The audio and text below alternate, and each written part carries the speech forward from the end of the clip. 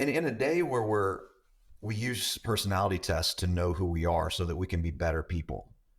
There's a big reviving of all these personality tests because we want to know who we are. I think it would do us all well to look at the Bible and ask ourselves, based off of our personality, am I a Sadducee?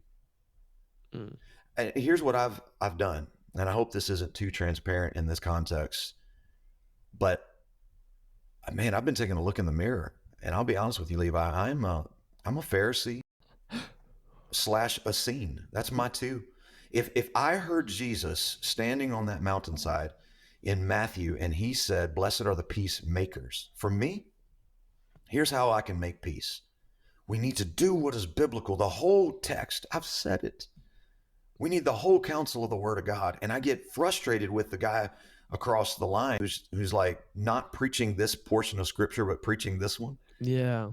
And this week I was red-handed and I was like, I'm the problem. I'm the problem. I'm not making peace. I'm doing exactly what they were doing. I'm doing exactly what they would have done. And then I have this tendency of like, forget it all. Just forget it. I'm going out in the wilderness. I'm going to go and I'm going to live in a prayer room. Well, that's not going to fix anything because the peacemakers get in the middle of it all. Yeah. And I have to, I've been searching. I've been asking God, and this is why we called an audible on today's podcast, because it's burning in me.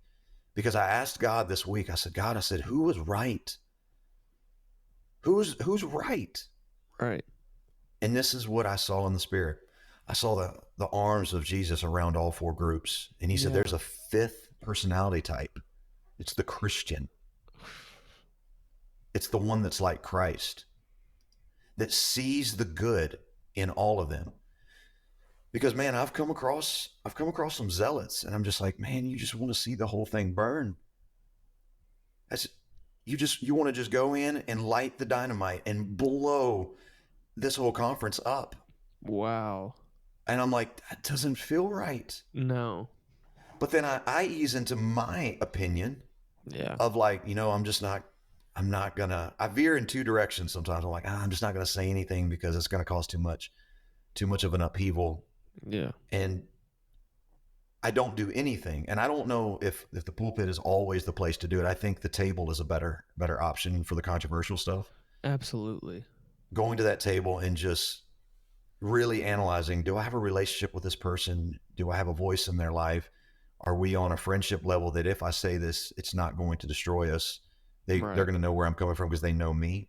Yeah. And if not, am I willing to build that relationship before I say something? But that's in a scene kind of viewpoint. And then what I'll lean towards is the Pharisee of like, I want the whole counsel of God. I'm going to preach the whole counsel right here. But sometimes the Pharisee can be way too logical. Mm-hmm. And when Jesus comes to you and starts talking about being born again, you're like, that doesn't make any sense. Just rigid adherence to what I've read. And what you're saying doesn't make sense, Jesus. And so I've hoped that if I am a Pharisee. And I've hoped at best I would be a Nicodemus. Wow. And here's the thing is, if somebody's listening to this and you're already like, I can't believe Brother AJ's a Pharisee, go look in the mirror. I guarantee you're one of the four. And who says that what you are of the four is better than what I am? Well, I'm in a scene. I'm just going to go out in the wilderness. Well, congratulations. By doing that, we're not helping anybody because there's seasons of times where we have to go away. Yeah.